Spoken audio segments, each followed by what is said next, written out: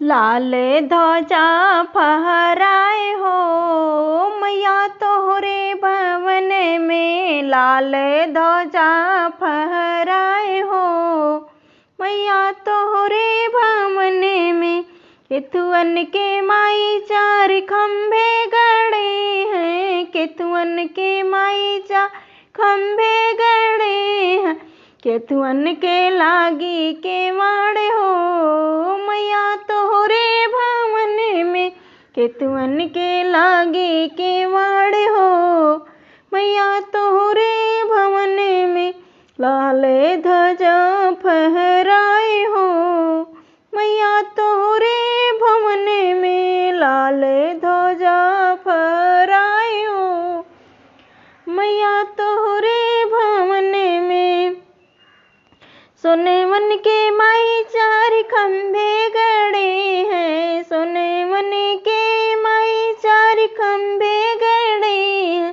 चंदन के लागी के वाड़े हो मैया तोहरे भवन में, चंदन के लागी के वाड़े हो मैया तोहरे भवन में।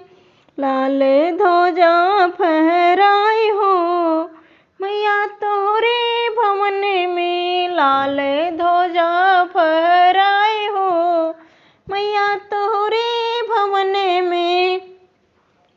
केतुअन के माई तोरा दियना बनल है, केतुअन के माई तोरा दियना बनल है।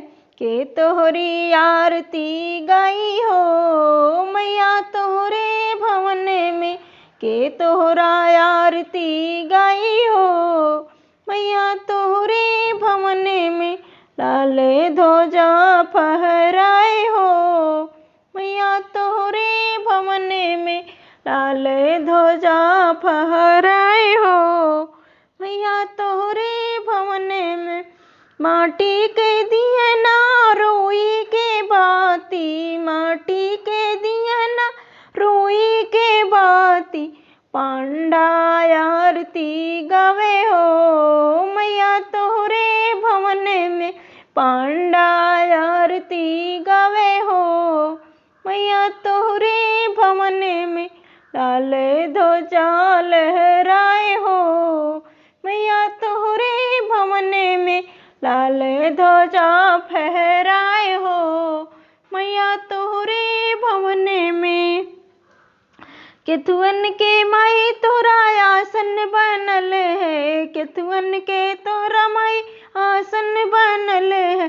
के हो बिछौना जाए हो मैया तोहरे भवन में, के हो बिछावन जाए हो मैया तोहरे भवन में।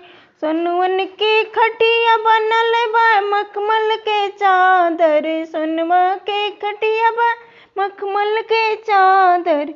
रानी बिछावे जाए हो मैया तोहरे भवन में, रानी बिछावन जाए हो मैया तोहरे भवन में।